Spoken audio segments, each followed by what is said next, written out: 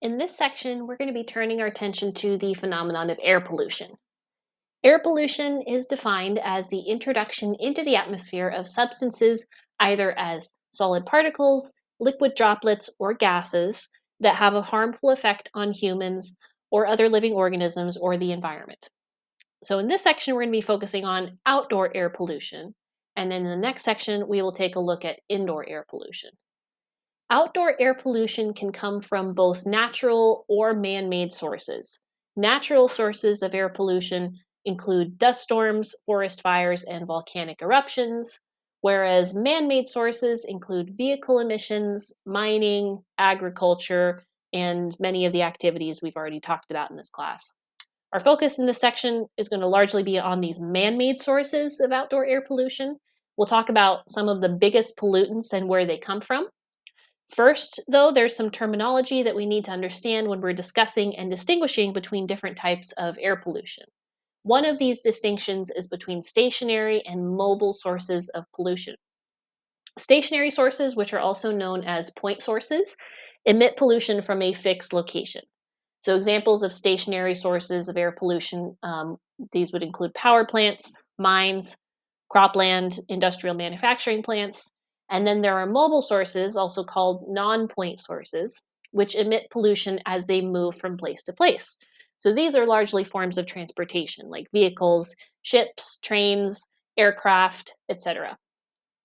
We also need to distinguish between primary and secondary pollutants. Primary pollutants are released in a harmful form directly from their source. So, for example, nitrogen dioxide is a toxic gas that's released in vehicle emissions. This is contrasted to secondary pollutants, which are produced when primary pollutants react with chemicals in the atmosphere.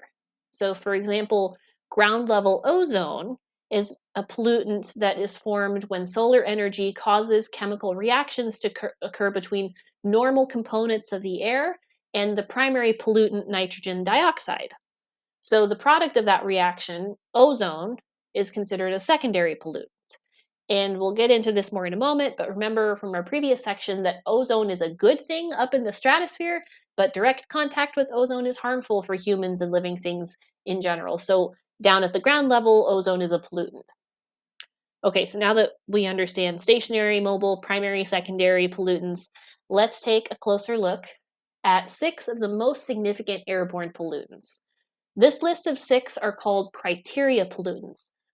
This is a designation made by the EPA, the Environmental Protection Agency, because the EPA has established air quality criteria for regulating the emission of these pollutants based on evidence about their effects on human health and the health of the environment. And the 6 criteria pollutants are carbon monoxide, CO, nitrogen dioxide, NO2, ground level ozone, O3, sulfur dioxide, SO2, lead, PB, and particulate matter, or PM. So let's look at these one by one, starting with carbon monoxide. So carbon monoxide is a colorless, odorless gas, which means that you can't tell if you're breathing carbon monoxide, and that's why people have carbon monoxide detectors in their homes. It's emitted from the burning of fossil fuels. It's a byproduct of that combustion reaction. And in the US, most carbon monoxide emissions come from mobile sources, especially vehicle exhaust. And you may already know this, but carbon monoxide is harmful because inhaling it reduces your body's ability to deliver oxygen from the lungs to the tissues and organs. And at high enough levels, this can even kill you. The next is nitrogen dioxide. Nitrogen dioxide is a yellowish to brownish, foul smelling gas. Nitrogen dioxide's harmfulness is related to the fact that it is highly reactive. It also contributes to smog, as we will see later in this section, and acid rain, as we'll discuss in a future section. And nitrogen dioxide is actually just one of a larger group of harmful pollutants called nitrogen oxides, which are basically chemicals that include some combination of nitrogen and oxygen atoms together. So other nitrogen oxides include NO, NO3, and there's others, but the most harmful ones are nitrogen dioxide and NO, nitrogen monoxide.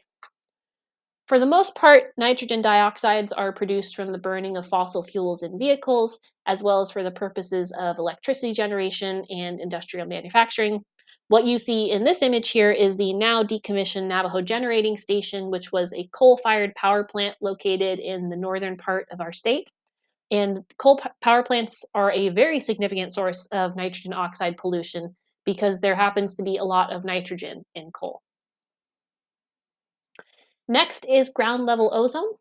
So, ozone is a colorless gas that has a slightly sweet odor.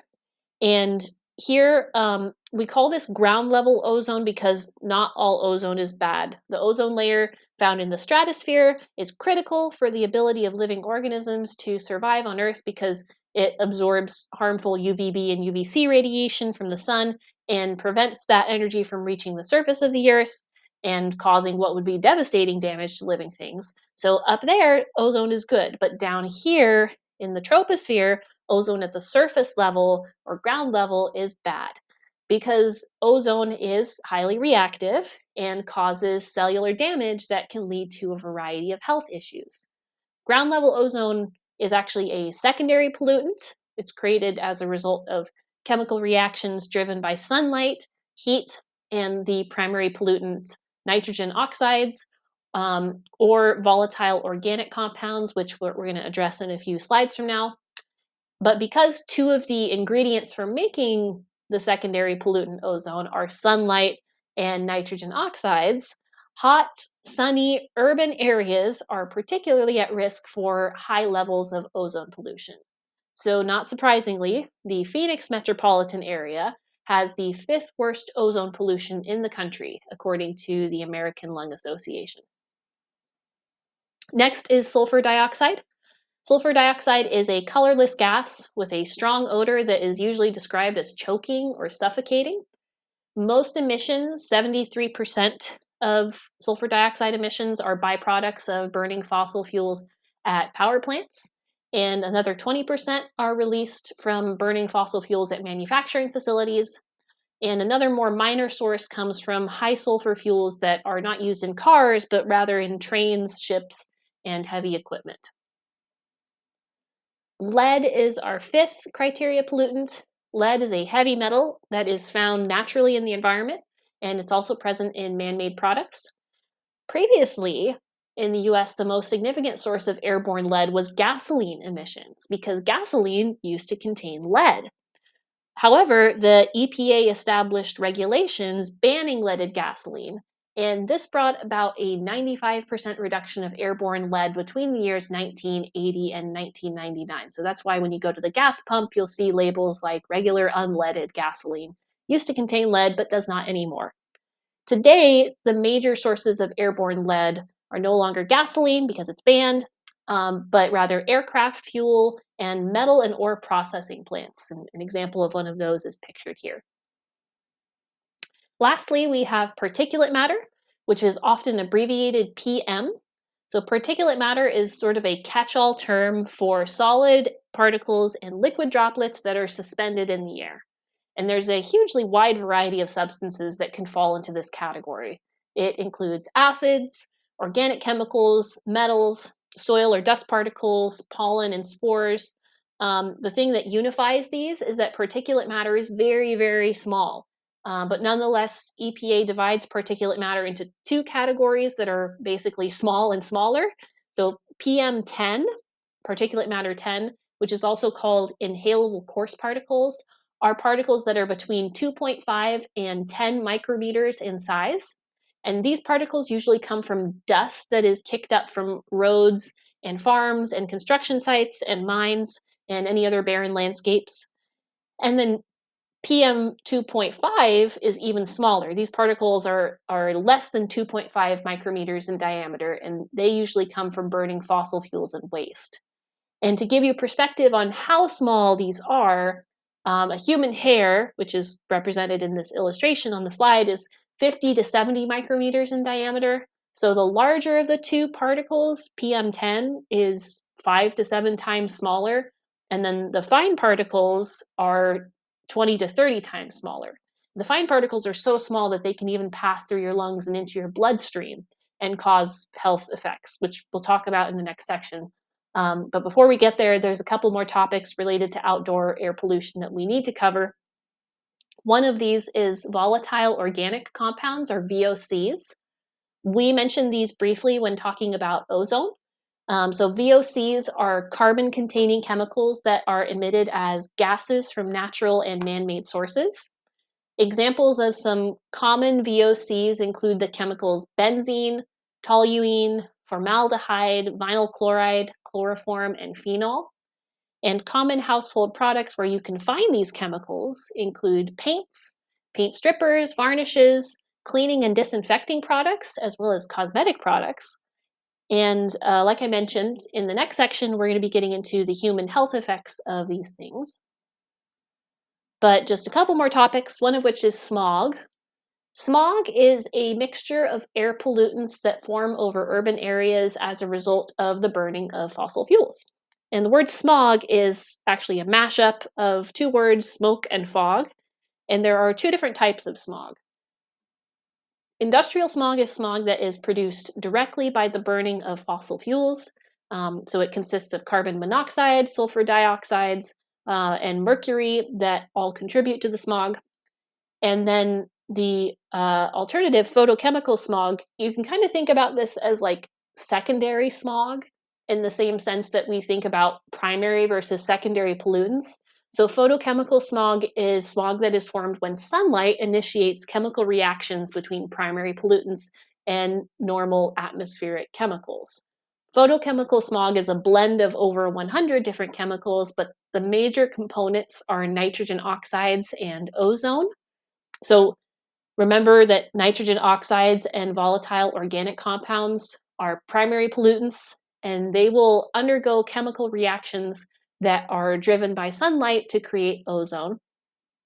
Another component of photochemical smog that's generated similarly is peroxyacyl nitrates, or PANs, which form when sunlight causes VOCs to react directly with nitrogen oxide, so two primary pollutants reacting with each other. And these PANs are harmful to living organisms. They're harmful to breathe. They cause mutations in DNA. They cause respiratory problems. And they also reduce the efficiency at which plants perform photosynthesis. So they also harm plant productivity as well. Lastly, a quick mention of toxic pollutants.